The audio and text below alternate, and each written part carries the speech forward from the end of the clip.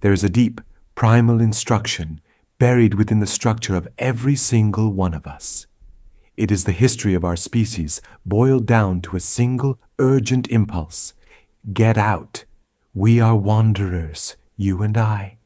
Our ancestors didn't invent agriculture or build cities until they had finished colonizing every habitable corner of the planet.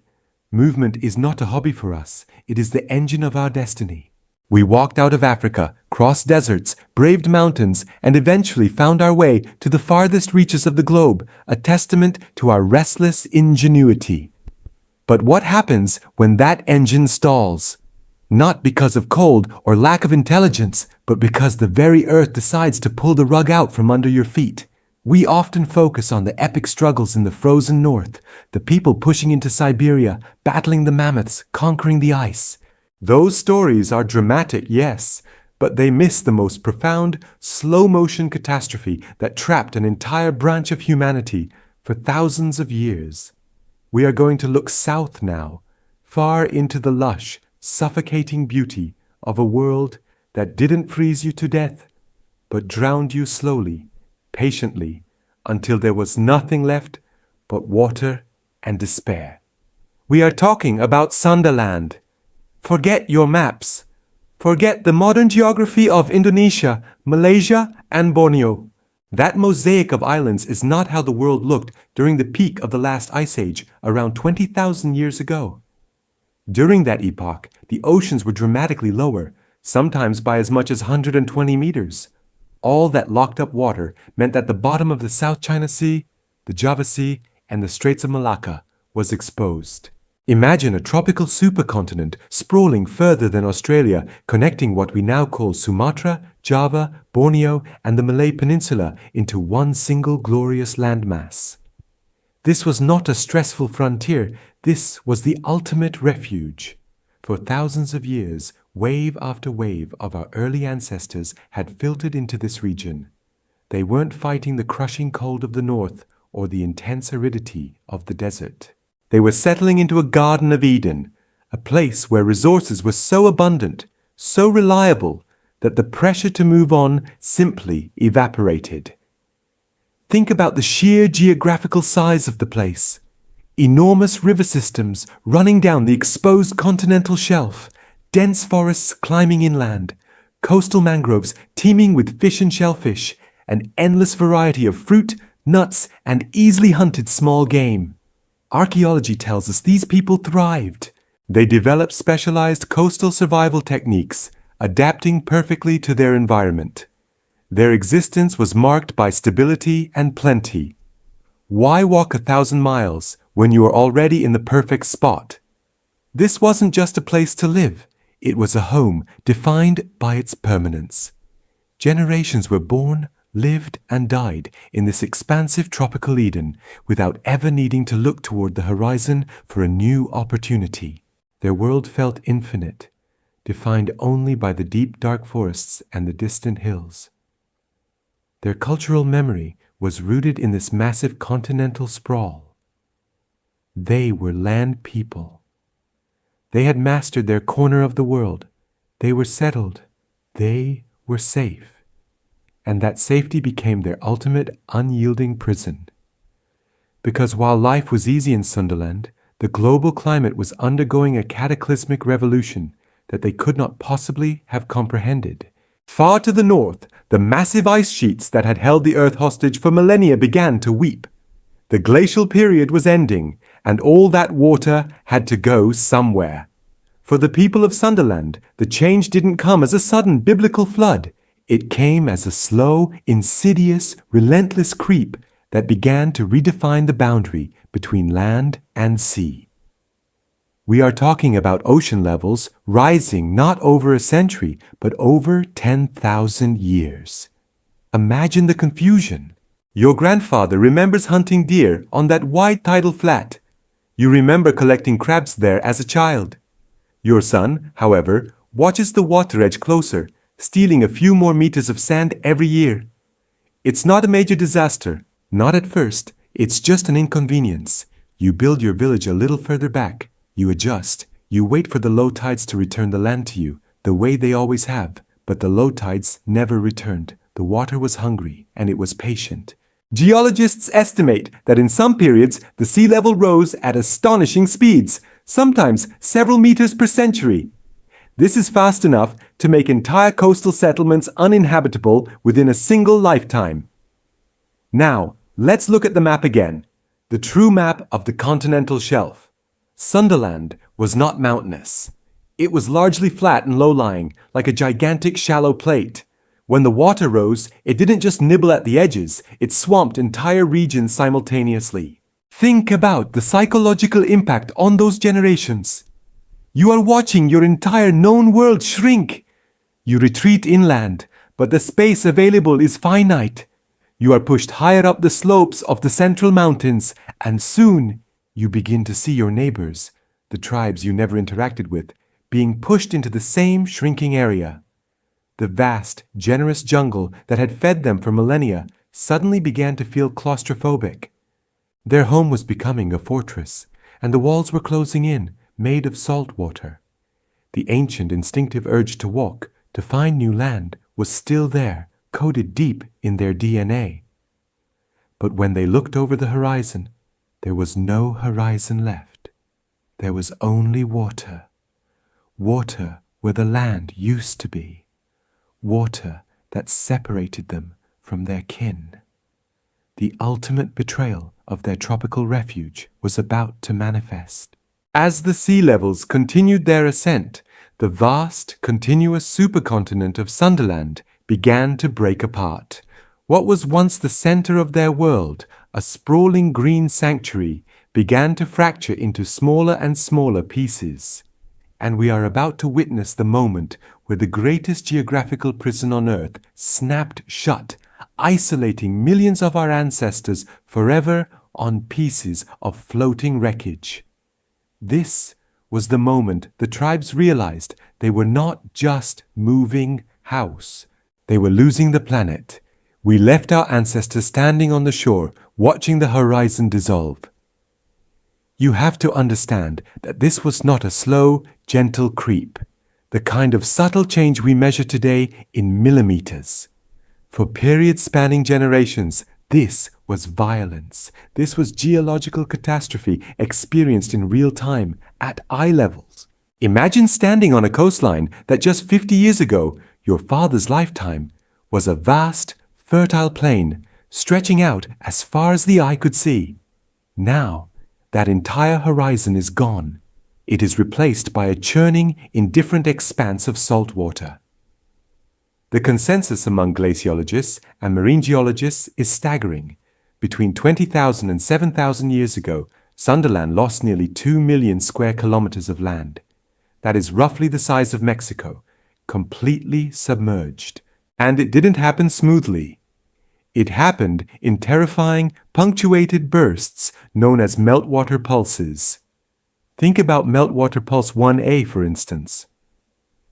Around 14,500 years ago, give or take, something fundamental broke in the Earth's ice sheets. Global average sea levels didn't just rise, they surged.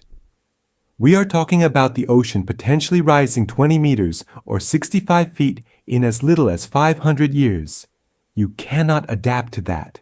We struggle to comprehend that scale of change in our modern, industrialized lives. Now picture doing it with nothing but stone tools and the knowledge passed down orally from your grandparents. If the water is rising 20 meters in 5 centuries, that means the coastline is retreating faster than you can build a stable settlement. If you are living low on the vast, gentle slopes of the Sunda Shelf, where the richest ecosystems were, the water is not just rising up, it is pushing inland, conquering territory at a horrifying pace. You wake up, and your reliable fishing hole is now too deep. You move your entire village a day's walk inland, believing you've put enough distance between you and the enemy, only to discover a decade later that the water has chased you there too. The sea is persistent, relentless, and it never sleeps. The human cost here is immense and silent.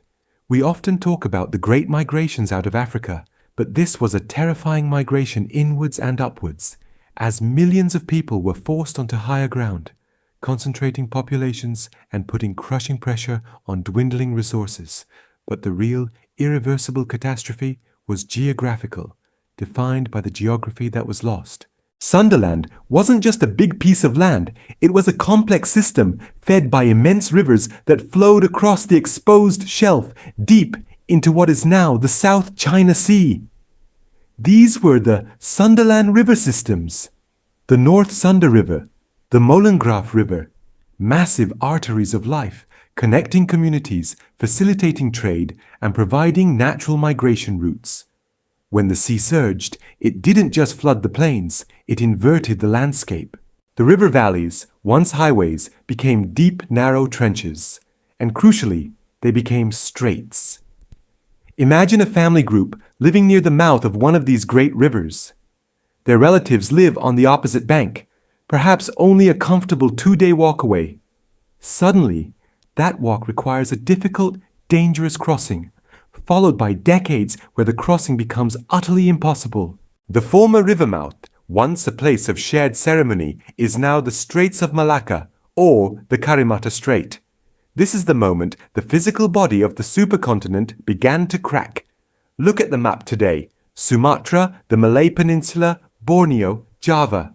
They look like separate entities, distinct island nations, but archaeologically and genetically, they were all one contiguous forest ecosystem for hundreds of thousands of years.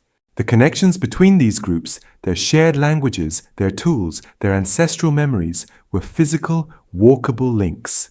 The water severed them with the cold precision of a surgeon's knife. The final, fatal snap occurred when the narrow land bridges connecting these masses were submerged forever. As the sea rushed into the deep basin that separated Borneo from Sulawesi, and as the connections between Java and Sumatra were drowned, the geographical prison door slammed shut. Think about the psychological impact of this separation. We are talking about the end of the shared genetic future. The tribes trapped on what became the island of Borneo were now genetically isolated from the tribes trapped on Sumatra. If you needed genetic refreshment, new ideas, or new alliances that only distance could provide, there was no way to get it. You were marooned, left to cope with a finite resource pool, destined to interbreed within a shrinking territory.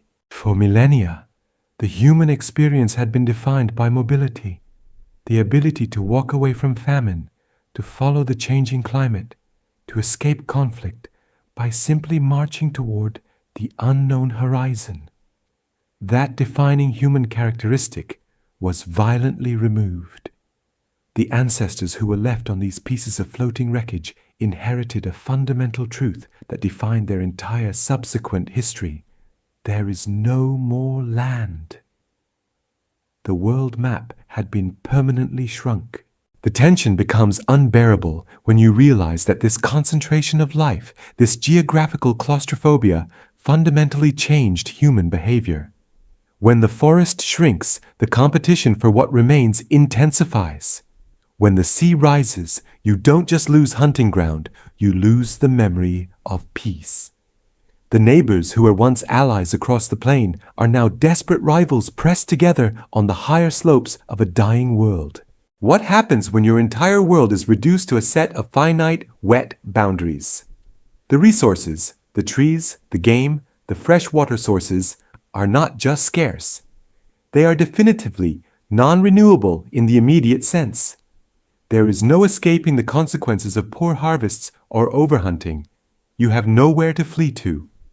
The ultimate silent antagonist here wasn't the other tribe across the ridge. It was the salty rising water that defined the inescapable limits of their existence. This radical isolation created a profound, heartbreaking divergence. The common lineage that once bound all the people of Sunderland together began to fray, stretched and eventually snapped by miles of salt water. The ancient urges to walk, to explore, to expand were violently checked. The journey had ended. The tribes were now truly, irrevocably locked in the tropical cage, waiting for the consequences of permanent confinement to unfold. And those consequences demanded a kind of primal adaptation, a desperate transformation that would determine whether they survived as islanders or vanished along with the land they mourned. You know, We often talk about ancient migration as a grand, purposeful march across continents. We visualize determined people moving towards a better horizon. But what do you do when the horizon is the ultimate antagonist? When every direction leads back to the same patch of diminishing dirt? The journey didn't just stop for them, it violently reversed direction. The ancient urge to expand, to walk away from old problems, was now met with a wall of salt water, a constant, shimmering, terrifying boundary. The first consequence of that radical isolation was not physical starvation, but a spiritual, intellectual starvation. The forced recognition that what was lost was never coming back. Imagine the elders sitting beneath the coconut palms, or whatever precursor flora existed then, looking out at the gray expanse where the familiar hills used to be. They are forced to explain to the children that the stories of the great forest, the deep rivers, the place where all the tribes originally met, are now just ghost geography, drowned memories. They are mourning land, and you can't bury land. You just watch it disappear beneath the tide. This wasn't just losing a home, it was losing the fundamental human script. To survive, they had to undergo the fastest, most brutal, localized cultural revolution in human history. We, looking back from the comfort of our interconnected world, see the people of Sunderland as homogeneous ancestors, but the rising water was a knife, carving them into distinct, fragile units overnight. The people who survived were the ones who managed to forget very quickly how to be mainlanders. For generations, their ancestors were forest people. They knew how to track the large animals, how to identify the subtle changes in the canopy, how to follow a migrating herd for days. Their entire technology, their collective intelligence, was geared toward the terrestrial. Now, that expertise was largely useless. The large land mammals they once depended on, they're still there perhaps, but their populations are bottlenecked, dwindling rapidly in the confined interior. Overhunting is no longer a sustainable strategy. It's self-destruction. If you cannot move outwards, you must move downwards, into the littoral zone, the narrow, messy, vital strip where the land meets the sea. This is the key archaeological pivot, the sudden, massive shift in diet revealed in the shell middens. If you look at the refuse heaps from before the peak flooding, you find mostly bone fragments from terrestrial hunting. You find tools designed for butchering large game or processing forest roots. Then, in the layers immediately succeeding the Great Inundation, the record flips. It's an almost instantaneous transition. Suddenly, their entire existence revolves around shells. Clams, oysters, mussels, snails, mountains of them. These middens, these ancient dump sites, are not subtle. They are massive, stark monuments to desperation and adaptation. You weren't finding a few shells for flavor. You were subsisting almost entirely on coastal invertebrates. You were standing knee-deep in the shallow water, day after backbreaking day, gathering enough calories just to survive until tomorrow. And look closer at the tools. The sharp, heavy stone axes used for hacking through the dense canopy are supplemented, perhaps even replaced, by finer points designed to pry open shells or specialized fishhooks made of bone or polished shell. They learned to build rudimentary traps and nets, becoming expert shallow water foragers. They were learning, violently and rapidly, a new kind of literacy, the language of the tide table, the rhythms of the reef, the location of the best clam beds. This is the irony that hits you in the gut. They successfully adapted to the new environment, but in doing so, they engineered their own permanent commitment to the cage. By relying so completely on coastal marine resources, they became specialized. They lost the generalized knowledge that made their ancestors resilient, the ability to live solely in the interior. Their diet shifted profoundly, something we can confirm today by analyzing the stable isotopes in the remains of their bones. The chemical signature changes. They become definitively, biologically, saltwater people.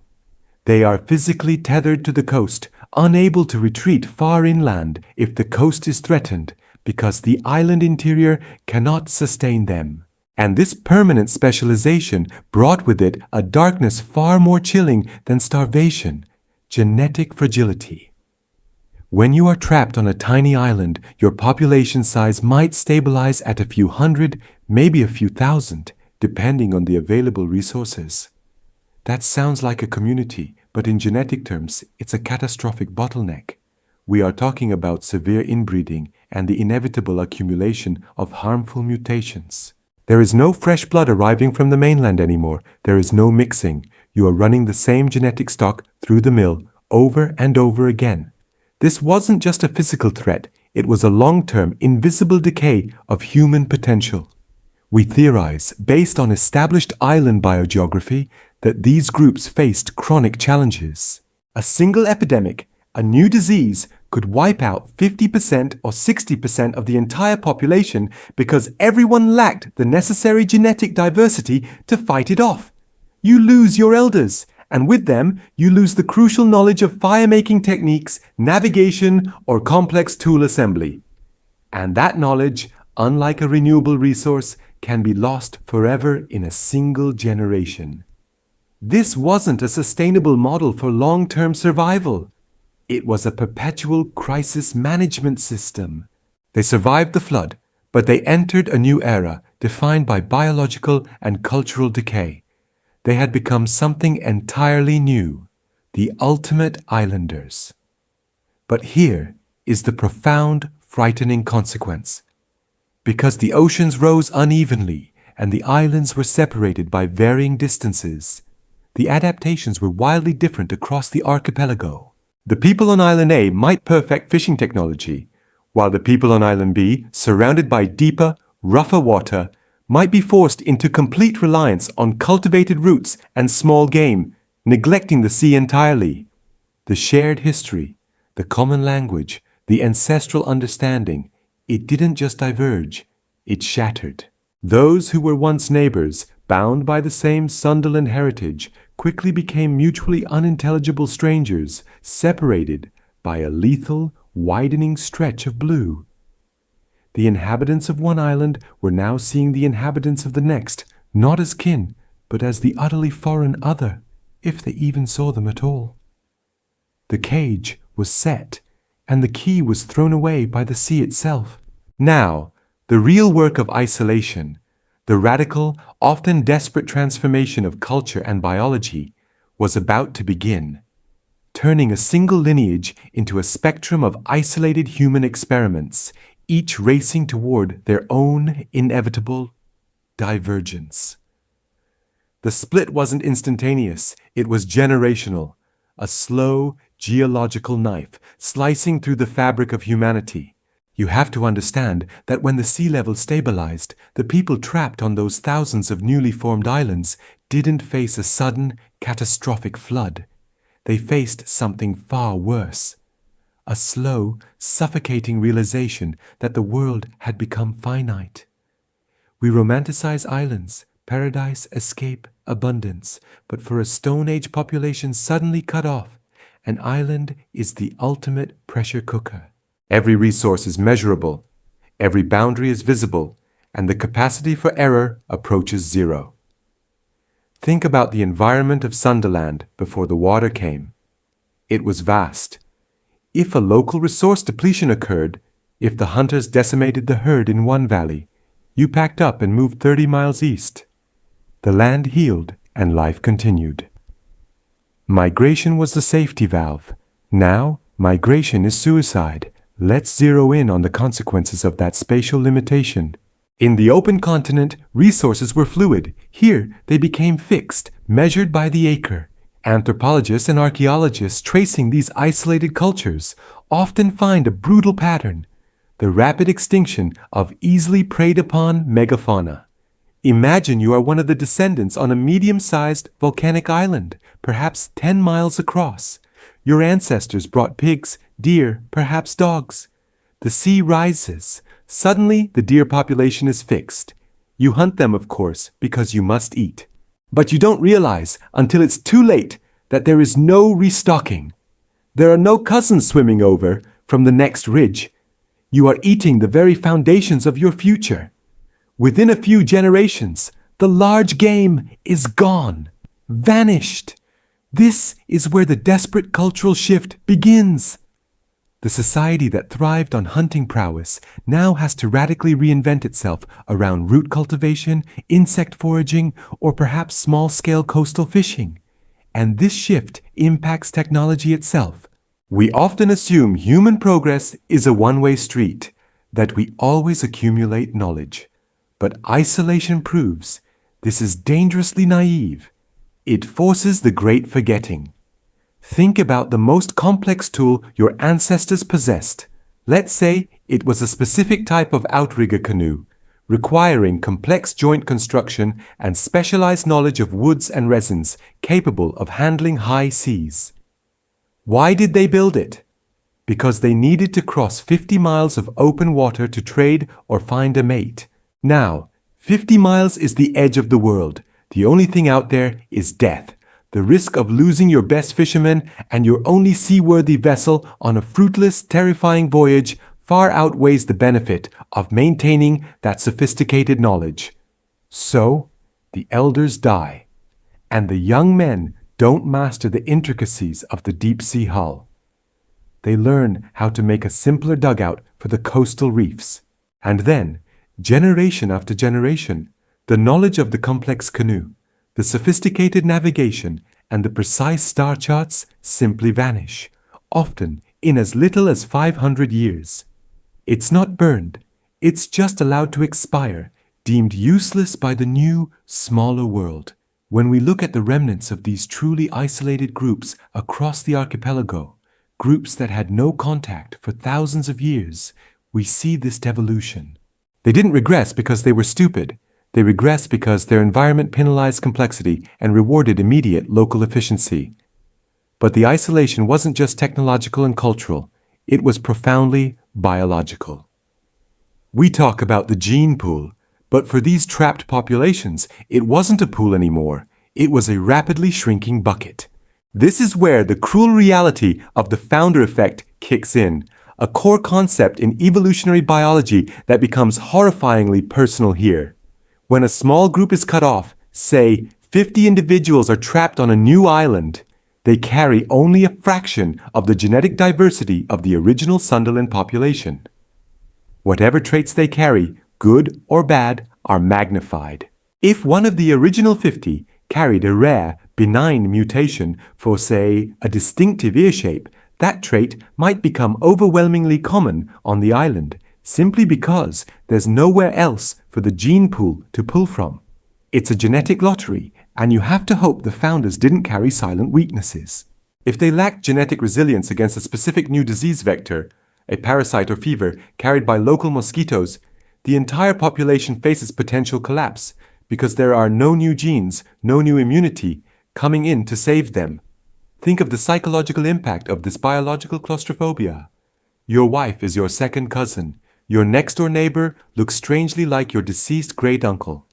You see the same faces, the same features, repeated across the generations. In the vast, interconnected world, new blood always arrived, ensuring vigor and resilience. Here, the blood only circulated, getting thinner, tighter, and more vulnerable with every passing century. They were now at the mercy of statistical chance, locked in a tight, closed system where a single epidemic, a single volcanic eruption, or even the death of the village's only master weaver could destroy the specialized knowledge needed for survival. This pressure cook of isolation forces deep cultural conservatism. When life is perpetually on the razor's edge, when the margin for error is zero, innovation is viewed not as exciting, but as treasonous. Why risk planting a new type of root crop when the way grandfather did it has kept us alive for 500 years? The past becomes the ultimate safety manual. Every ritual, every inherited belief, every taboo against sailing west or eating the spotted fruit, all of it is hardened into ironclad law. They are clinging to the instructions of a world that is physically gone, desperately trying to survive in a present that is unforgiving.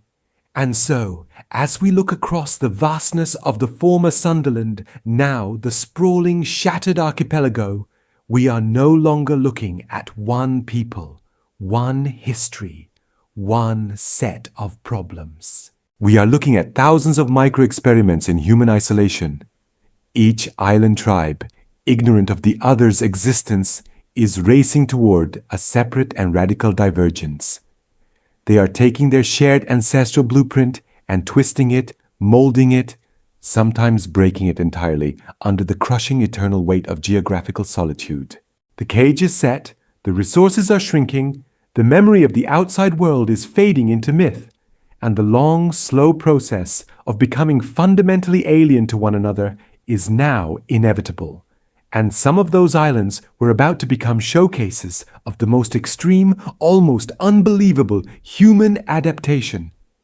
A history written in blood and bone and utter silence. We left those scattered groups facing an impossible mathematical problem. The sea didn't just take land, it erased the margin for error. It took the biological safety net. Think about what happens when you corner a wild animal. It adapts radically or it dies.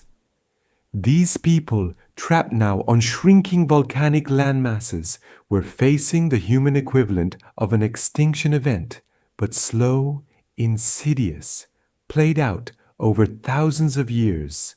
We, the viewers, are looking through the archaeological lens at the results of this biological triage. And the results are stark, brutal, and utterly fascinating. The first thing to go in any closed island ecosystem is the big game. You need massive territory to sustain populations of elephants, rhinos, or even large deer because they reproduce slowly and need diverse grazing land. On a small island, the hunt is successful once, maybe twice, and then the reproducing population is decimated. It's a mathematical certainty that the largest, most calorie-rich food source will be the first to vanish. The archaeological sites across the newly formed archipelago tell the same grim story. We see the bones of massive animals giving way to a relentless, almost frantic exploitation of the sea. Shellfish middens piled high, indicating desperation, and bones of smaller, more quickly reproducing prey. This isn't just a diet change, it's a societal trauma. Hunting large animals requires coordination, complex tracking, and long-distance travel. It builds social cohesion and rewards strategic planning. Harvesting shellfish and trapping small fish is a more repetitive, immediate, and perhaps less cognitively demanding task. And this leads us to the terrifying concept of cultural regression, or what some academics call the Tasmanian effect. Imagine you are the only person left who remembers how to make a complex tool, say, a specific, highly specialized composite fishing spear, or the precise knowledge needed to build a durable, seaworthy outrigger canoe. If that one person dies, that advanced piece of technology vanishes from the collective memory forever. Isolation creates a cultural and cognitive bottleneck. We aren't just talking about losing poems or rituals, we are talking about losing technology. Across many of these isolated island communities, the archaeological record shows a profound devolution. Tools become simpler, less refined, almost crude. The specialized skills needed for advanced stoneworking, for complex weaving, or for maintaining advanced fire technology simply cannot be supported or maintained by a small, stressed, inbred population whose energy is entirely focused on daily, immediate survival. You lose abstract thought because you cannot afford the luxury of thinking about non-essential things. You lose innovation because the risk of failure, of trying something new and failing, is too high when famine is just around the corner. Over generations, this leads to a society clinging fiercely to only the most basic, tested, and essential survival skills. It's a tragedy of complexity. But the greatest, most shocking adaptation is biological. It's called insular dwarfism, and it is a known phenomenon in biogeography. It's a process that affects the entire ecosystem on islands, reptiles, birds, and mammals. And it hit the humans too. On a massive continent like the former Sunderland, being large was an asset. It meant strength, speed, and resistance to cold and famine. But on a small, resource-depleted island, being large is a catastrophic liability. You need more food, you need more water, and your offspring need more time and energy investment to mature, all things that small, fragile ecosystems cannot consistently provide. Natural selection, acting with relentless pressure, starts aggressively favoring the smaller individuals. They need less energy. They maintain body heat more efficiently in humid climates. They require smaller territories, and critically, they survive the recurring famine cycles that wipe out their larger relatives. We, you and I, our bodies are built for continental abundance. These islanders, our ancient cousins, were being chemically, biologically, and structurally reshaped by the cage itself. Their bodies were becoming the perfect economic machine for survival on nothing. Now take this process and run it for tens of thousands of years on an island that is utterly and completely cut off from the mainland. An island like Flores in Indonesia. What happens when the genus Homo, the most adaptable mammal on Earth, is subjected to this relentless shrinking pressure? We know the answer because, in 2003, we found the evidence and it rewrote the history of humanity. We found bones. Not a myth, not a legend whispered around ancient campfires. Real, measurable, concrete bones. Bones of adults, no taller than a modern 3-year-old child, but with teeth, musculature, and skill sets that marked them as fully grown, deeply adapted members of the human family. These people were not diseased or malnourished. They were simply the optimized final product of geographical imprisonment. They were utilizing small, sophisticated stone tools. They were coordinated hunters. And they were, anatomically, a masterpiece of biological conservation. We look at their small hearts, their tiny dwellings, and the places where they butchered the stegodon, the dwarf elephant that had also gone through the shrinking process, and we must grapple with this chilling fact. These were our cousins, pushed to an evolutionary dead end by nothing more than rising water. They survived, yes, but survival came at a monumental cost. They weren't just culturally isolated. Their path was diverging so radically that they were, in practical terms, becoming a fundamentally different species. But the question remains, etched in the shadows of the cave where those tiny bones lay. Was this biological reduction, this systematic loss of stature and complexity, the only possible response to the cage? Or did the pressure of isolation, the constant hunger, and the terror of absolute solitude produce something even darker? Did it shatter their humanity while preserving their lives, creating a kind of brutal cultural purity that we, with our continental luxuries, can barely comprehend? Some islands forced their inhabitants into evolutionary shrinking. Other islands pushed their people into a world of endless, terrifying war. And we have to look closely at the archaeology of the most difficult places, because that is where we find the most explicit, unambiguous evidence of human cruelty driven solely by environmental desperation. A cruelty rooted not in malice, but in the simple mathematics of scarcity. This is where the story gets truly ugly. Because what happens when the mathematics of scarcity hits a breaking point? What happens when you, trapped on a shrinking patch of mud and stone, realize that the land you stand on can sustain exactly 40 people, but there are 41 of you? You cannot move inland because you are surrounded by the ocean. You cannot move outward because the ocean is a wall.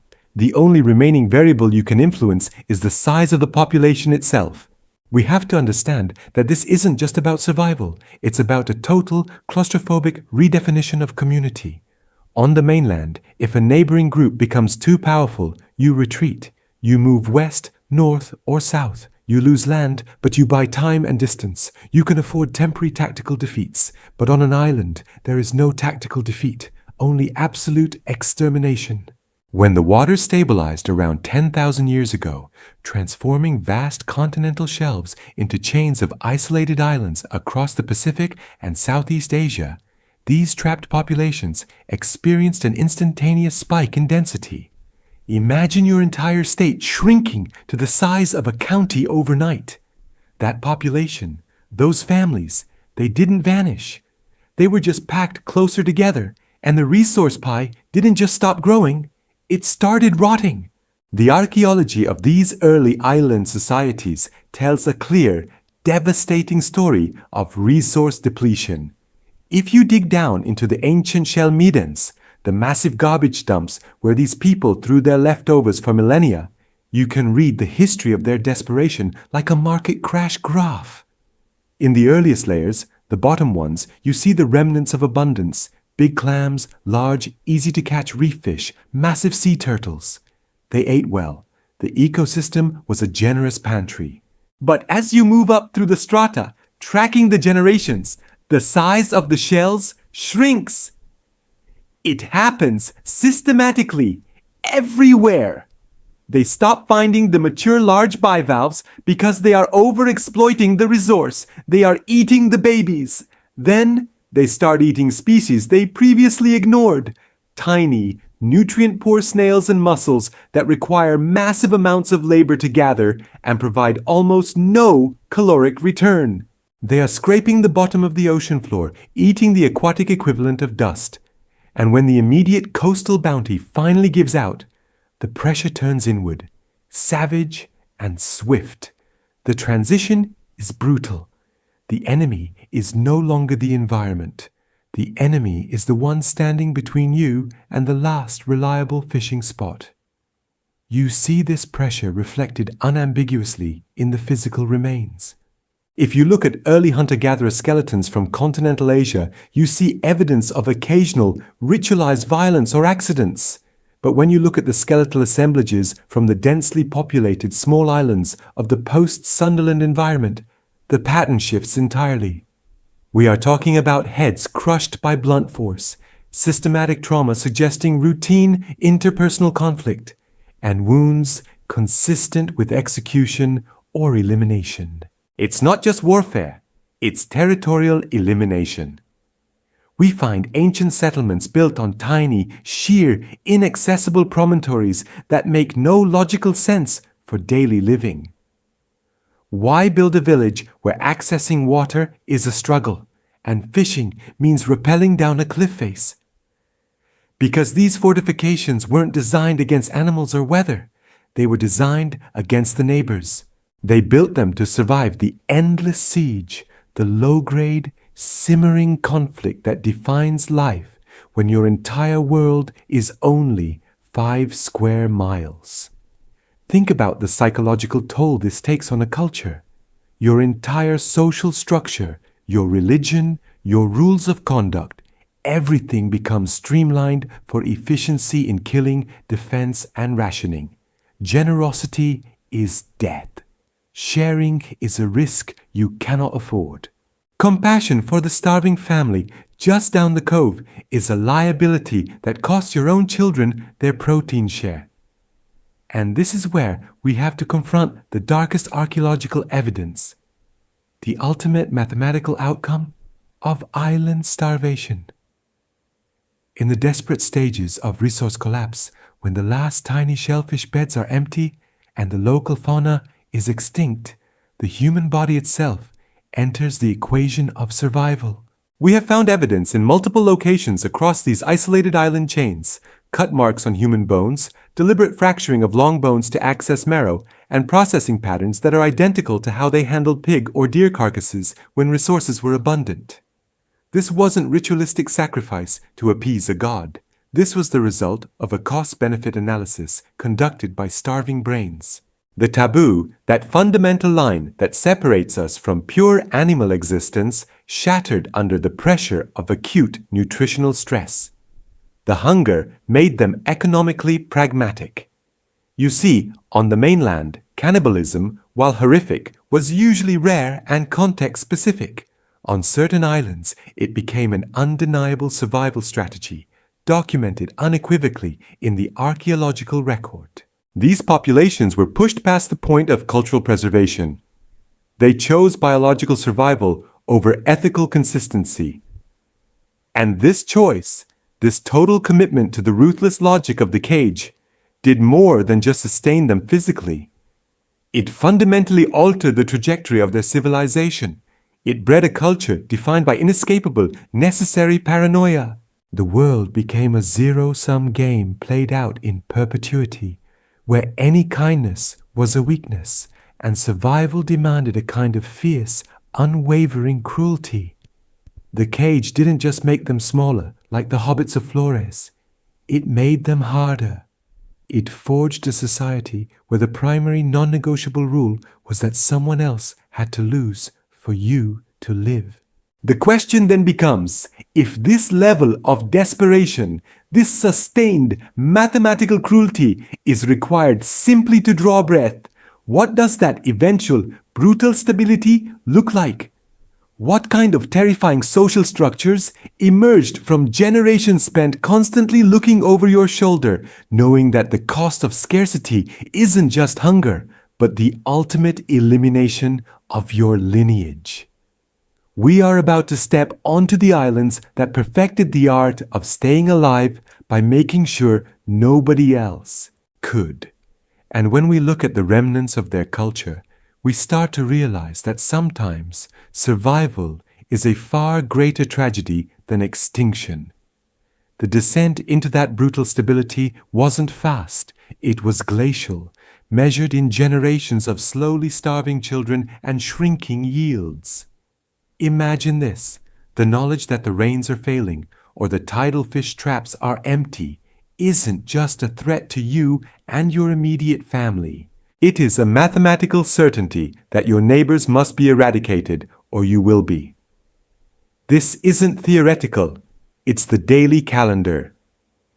This cage, carved by the indifferent ocean, forced a kind of ultra-Darwinism that went beyond physical adaptation. It demanded social adaptation to pure, unrelenting scarcity. The result?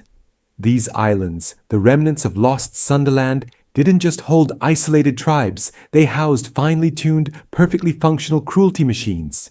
We tend to think of human warfare as being about expansion, resources, or ideology, but here, warfare changed entirely. It ceased being a means to acquire things and became instead the necessary mechanism for managing population density.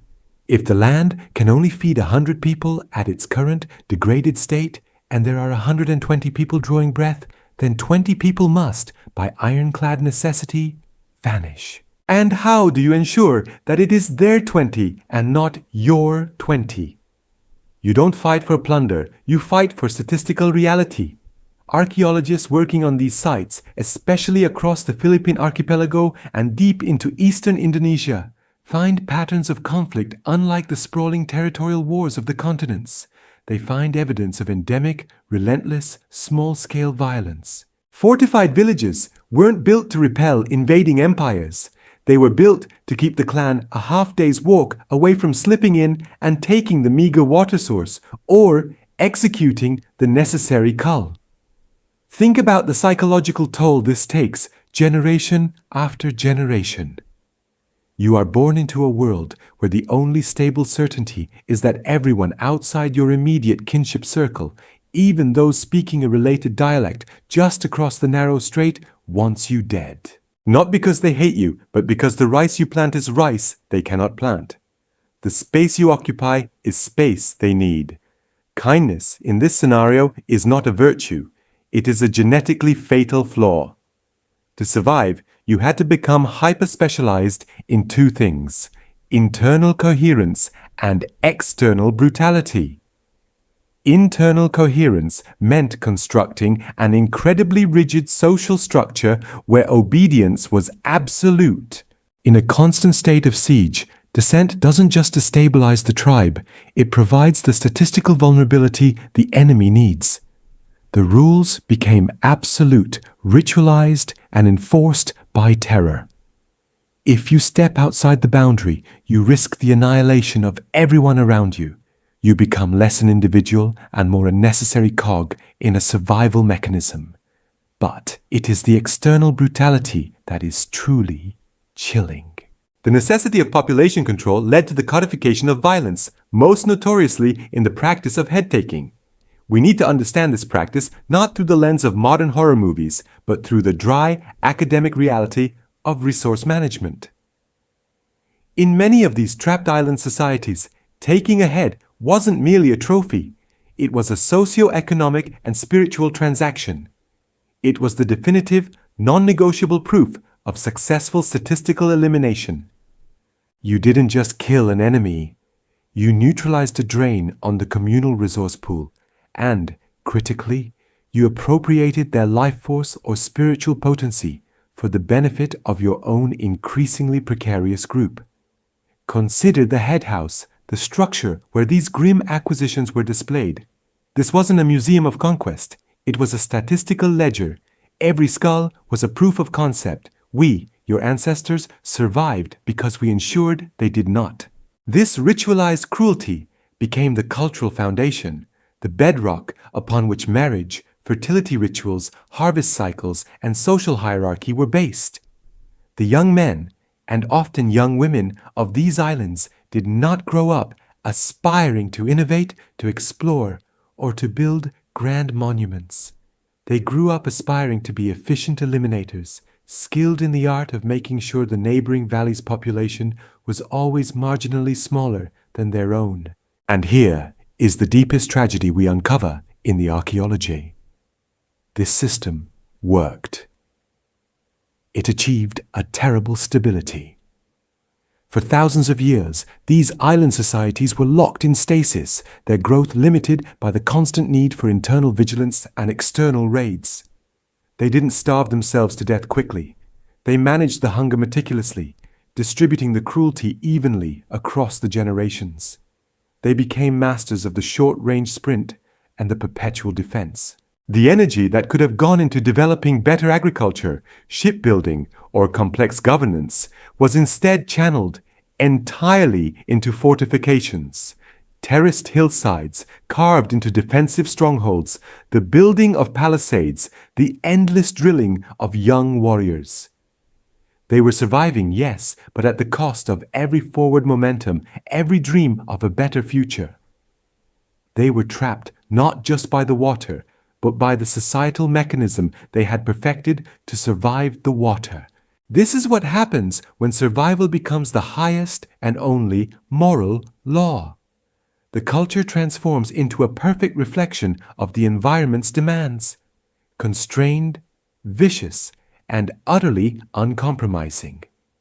They were the ultimate prisoners, trapped within a self-perpetuating system where the success of one generation guaranteed the brutality of the next. And the horrifying question we must now ask ourselves is this: if the entire structure of your society, your religion, your very identity is founded on the mathematical necessity of violence against your neighbor, what happens when the sea finally recedes, or when outsiders arrive, offering a world that doesn't demand endless bloodshed? What happens when the cage door is opened, but the mechanism for staying alive inside the cage has become the only way you know how to breathe?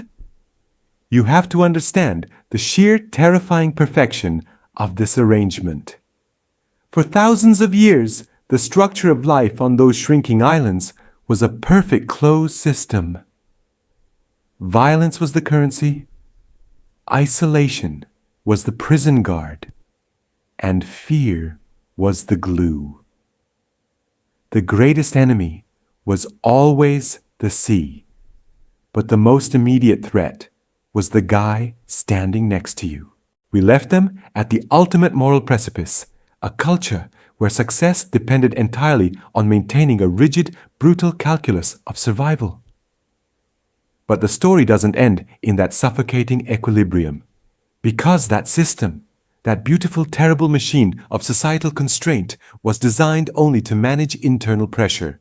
It was not built to withstand an external shock, and the external shock eventually came. We often talk about the great movements of humanity, the Austronesian expansion, the vast trade networks, the eventual arrival of the Iron Age, but for the people we've been watching, these weren't historical milestones.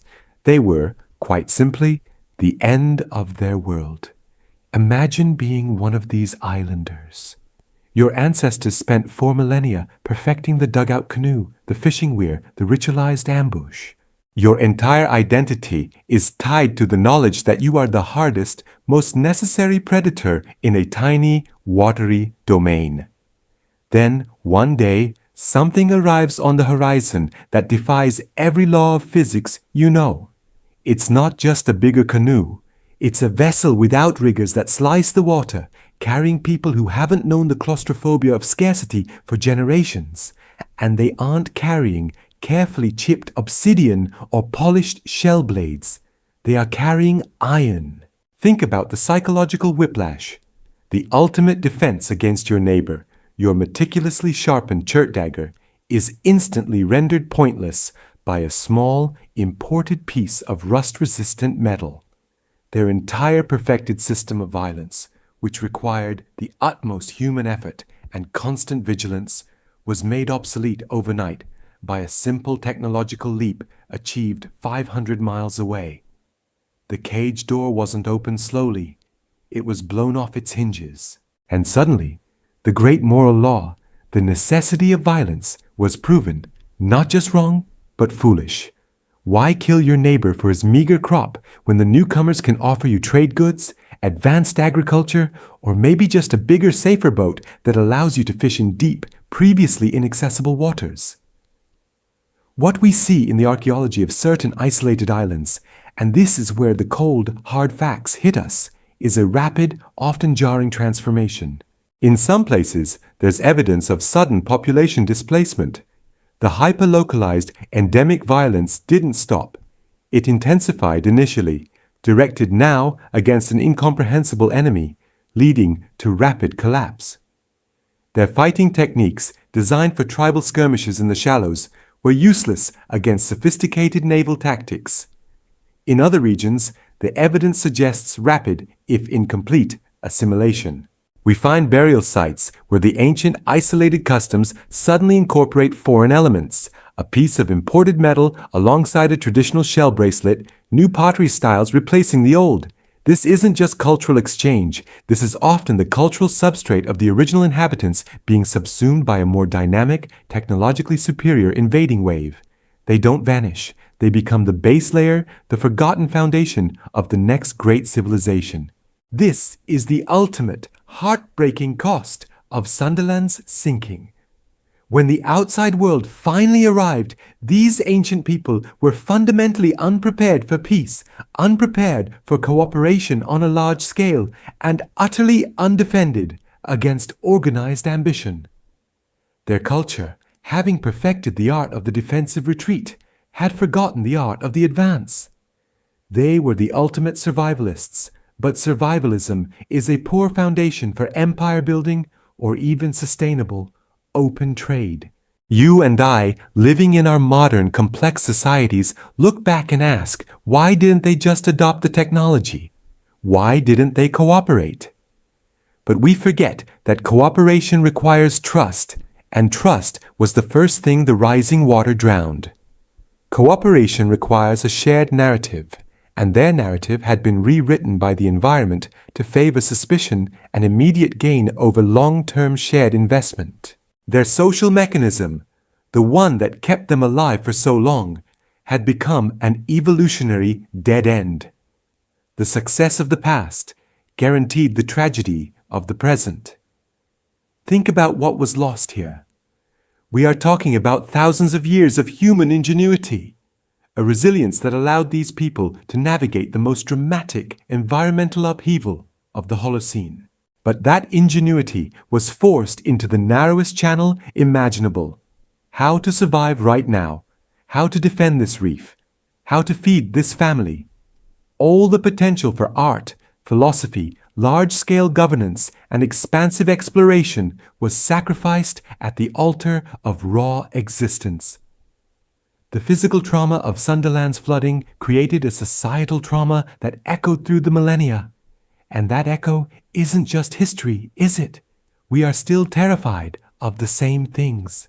The modern fear of scarcity, the panic buying, The swiftness with which cooperation dissolves when the lights go out, that is the ghost of Sunderland rattling the cage. We know instinctively how quickly civilization can shed its veneers when the mathematics of survival turn ugly. We look at the brutality of those isolated islands and we judge them, but we are judging a perfect, necessary response to impossible conditions. We are judging what happens when the environment, cold and indifferent, becomes the sole architect of morality. The true end of the line for these people wasn't the sea engulfing their land. It was the arrival of a world where their defining skill, the necessity of violence, was finally and irrevocably unnecessary. They survived the water, but they couldn't survive the peace because they had forgotten how to breathe outside the cage they built themselves. And sometimes, perhaps, that is the darkest lesson of all, that adaptation, taken to its absolute extreme, can become a kind of biological death sentence. They were perfectly adapted, perfectly trapped, and ultimately perfectly finished. That island darkness, the result of geographical claustrophobia, is one story we should never forget. It's the story of what we become when the planet decides we have too little room to maneuver.